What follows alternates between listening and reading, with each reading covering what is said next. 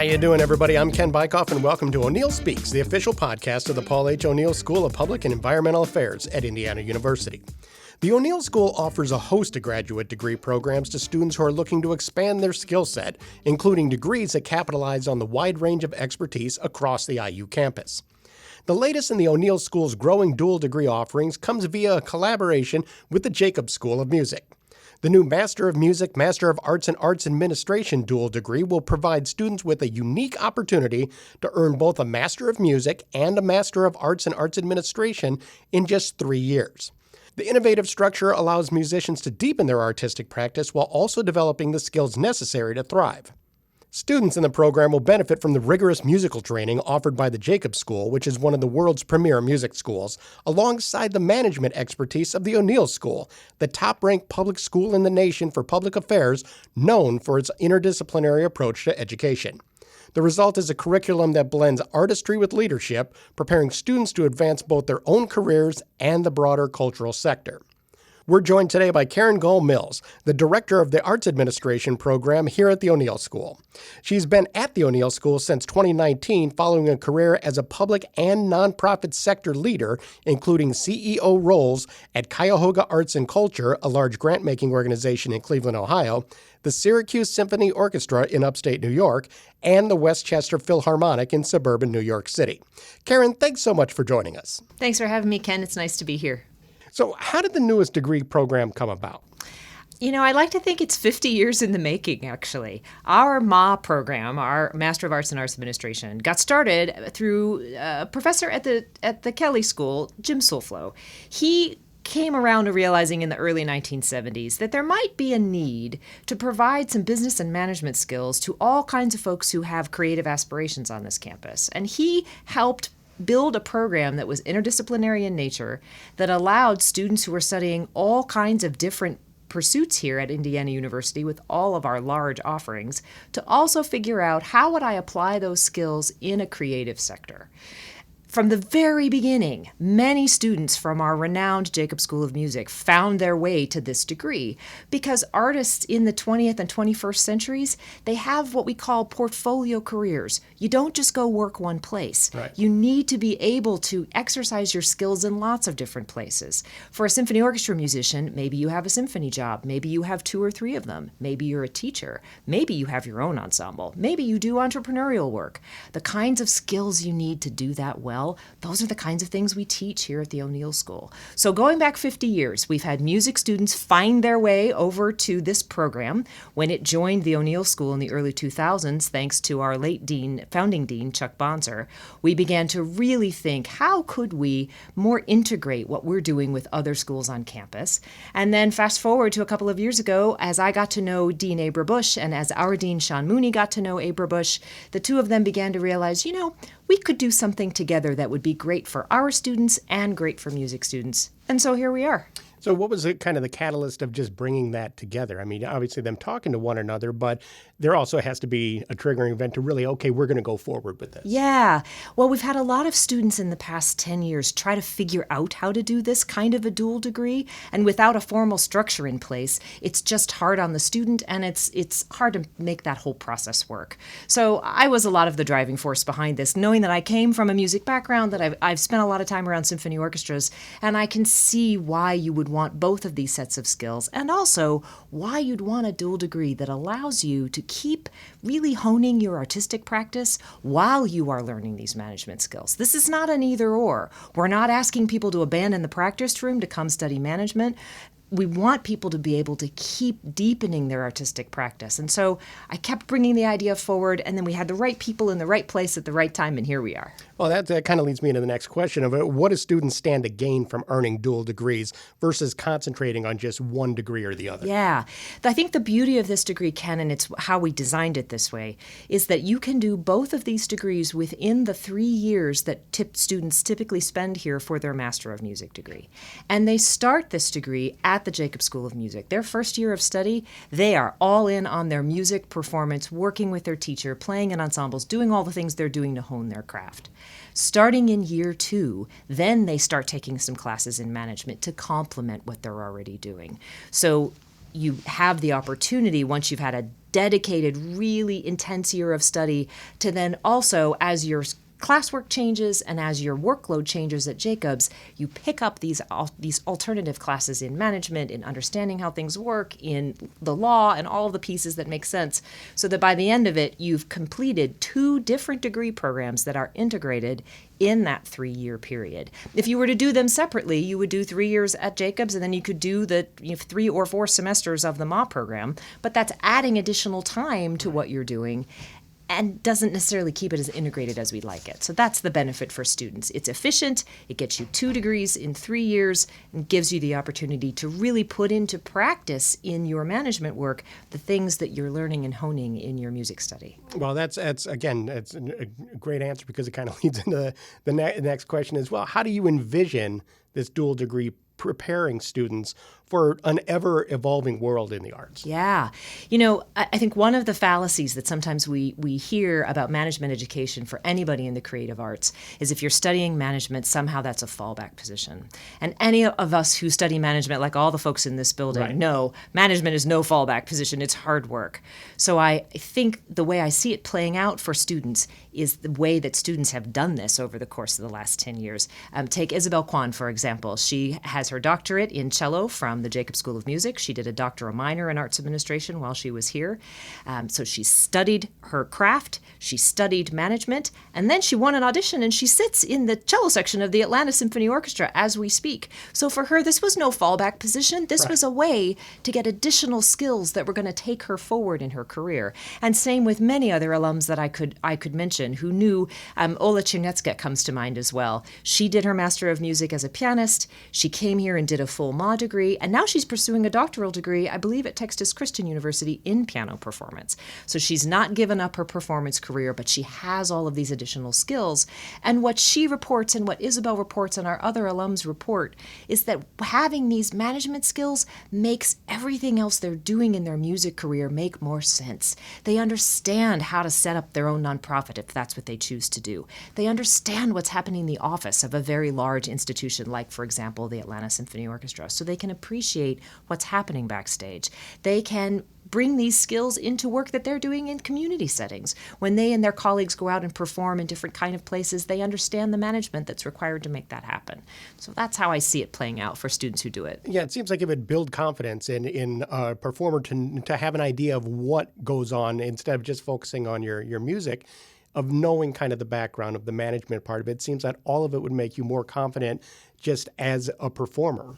I think that's absolutely right, and it certainly, that versatility will lend itself to these portfolio career artists. 50 years ago, when the MAAA program got started, I think there was a sense in many conservatories of music that if you did anything relating to management, somehow that wasn't good for your craft.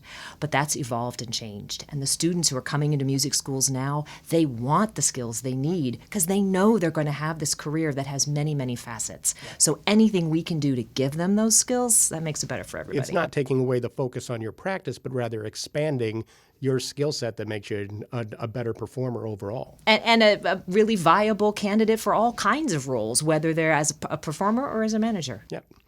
So how do the O'Neill School and the Jacobs School kind of complement one another with these programs?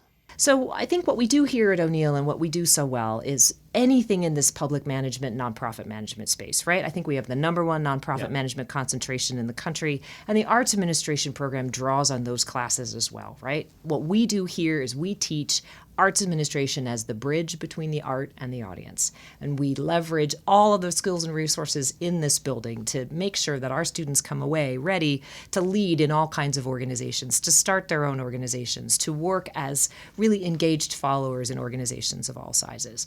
So I think that set of skills is what one needs to then go into this field that is not entirely, but predominantly, especially when we're talking about classical music, dominated by nonprofit organizations, right? So many of the students at the Jacobs School of Music take auditions for the major symphony orchestras around the country and around the world. And most of those are organized as nonprofit organizations. And nonprofit organizations have their own quirks in their structure. So to make sure we understand and are training our students for what it is to manage in that context, that can only be a bonus for the folks at the Jacobs School. Walk me through kind of the target audience. Who's the perfect candidate for this? And what kind of students or interests should people have if they are interested in pursuing these dual degrees? So I would say, first, if you're a musician listening to this and you're thinking about the Jacobs School of Music, their application date is December 1st. Heidi-ho, get that done first. You're going to need to apply to both programs, right? And the Jacobs School of Music, that is a super in-demand program. You're going to want to make sure you're putting your best foot forward there. The target student is somebody who wants to study music and wants to have this portfolio career piece as well. They really want to build their skills. I think the path will be get admitted to the Jacobs School of Music, get admitted to the MAAA program, and then we work with you to start scheduling your classes in your second year when you're here so that you can really spend that first year just playing your instrument, doing your vocal work, whatever it is, and then you come join us in year 2 for that management stuff. You've held those CEO roles in these various things, various organizations. How do you think that as a CEO you would look at people who would have a dual degree like this? How would that make them stand out from maybe other candidates that are involved? It's a great question. And I think one of the things that made me successful as an orchestra manager or as somebody leading organizations that dealt with the creative arts is that I have an undergraduate degree in music. I'm not the kind of performer that could have gotten into the Jacobs School of Music, but I can appreciate what it means to be that performer on the stage, the work that goes into performing at that high level. So I understand that. I understand the repertoire. I understand all of the considerations of what it means to work in that kind of organization. And I think that makes me even more viable as a manager in those spaces. So that's how I would look at it. In any of my roles, some of the finest folks on my teams were folks who had studied both music and business. Mm-hmm. Musicians often have a really good brain for math and numbers and all of those things. And if you care about the product that is a symphony orchestra because you're a player in it, and you also want to hone your craft around running education programs or helping raise money in the development office or working with the artistic and operations side of things, because you understand the craft, you're going to be even better as a manager. Well, and you mentioned it not being a fallback thing, and it's not. However, it does give you that opportunity to where you have options, because obviously the world of arts can be a little bit challenging at times. And so being able to have that wider skill set and give yourself options seems like that would be a positive as well. Oh, no question. If you think about a major American symphony orchestra, are there 4 chairs for a trumpet player? How many trumpet players are here at the Jacobs School of Music? Multiply times the number of conservatories of music around the country. We have a supply and demand problem, as our economist friends would say.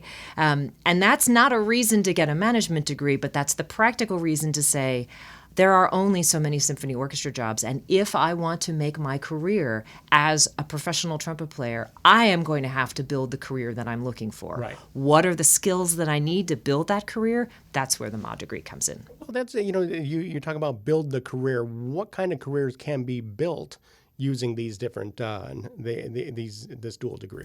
Certainly, we've seen people who've just continued to follow the path of being a professional musician with this kind of portfolio career, right, where they're playing in an orchestra and teaching and doing all of those kind of things. But we've also seen plenty of folks move into orchestral management. We've got a student now, Henry Bowen, student alumni, who was a performer and a composer, and he's now the artistic operations person, or the artistic manager, I should say, at the New York Philharmonic, right? So he's helping that team determine what goes on the stage at one of the premier American symphony orchestras. So that's certainly a career path. We've had folks move into raising money for organizations. We've had folks move into arts education, whether that's K-12 or in organizations that serve the public in different kinds of ways. There are so many paths open to you when you have both the management and the creative and artistic instruction at your fingertips. Then it really becomes, what's this person interested in and where they want to go? And it even seems that with this kind of dual degree that it gives you options outside of the arts, because you do have those management skills that you've been taught. Oh, for sure. One of our alums who's very involved with the O'Neill School is Andrew Racinos. Now, Andrew, I would say, is still involved in the arts per se, because Andrew's the CEO of Tessitura, which is a very large, serving almost 1,000 organizations nationwide, CRM software company that helps arts organizations continue to serve their customers in an interesting way. Andrew's degrees are from the Jacob School of Music and from us. He has a MAAA degree from here. And he's not necessarily working directly for an arts organization. He's working in a non-for-profit corporation that serves arts organizations, something a little bit different, but also really valuable. And what they're doing is amazing and really making a difference for arts organizations all over the world. So this can take you anywhere you want it to take you. What else do you want people to know about this new dual degree that I haven't asked you about yet? So it is 2 applications. You'll find them on our website. You must apply to and be admitted to both programs. You're going to want to pay attention to the deadlines. For the Jacob School of Music, that's December 1st. For us, that's January 15th. There's financial aid available to everybody on all sides of this equation, so make sure you're taking a look at those options as well. And if you have any questions at all, please reach out. We're all here, and we're happy to talk you through how to do this. We're happy to connect you with students who've already been on this path. I hope your listeners will realize this is something they could do, and we'll help them be successful. Well, it's an exciting new program, and I really appreciate your passion for this and your willingness and you and your colleagues to put together the hard work to offer this to students. And I really appreciate you joining us today. It's been my pleasure, Ken. Thanks for having me. Well, that's all the time we have today on O'Neill Speaks. O'Neill Speaks is the official podcast of the Paul H. O'Neill School of Public and Environmental Affairs. All opinions and comments on O'Neill Speaks belong to the host and the guest of the O'Neill School and don't necessarily reflect those of the school itself. Music for O'Neill Speaks is by Manos Mars. Be sure to subscribe to O'Neill Speaks on Apple Podcasts or on your favorite podcatcher app so you don't miss an episode. We're out of time, but for now, and for the O'Neill School, I'm Ken Bykoff saying thanks for listening, everybody.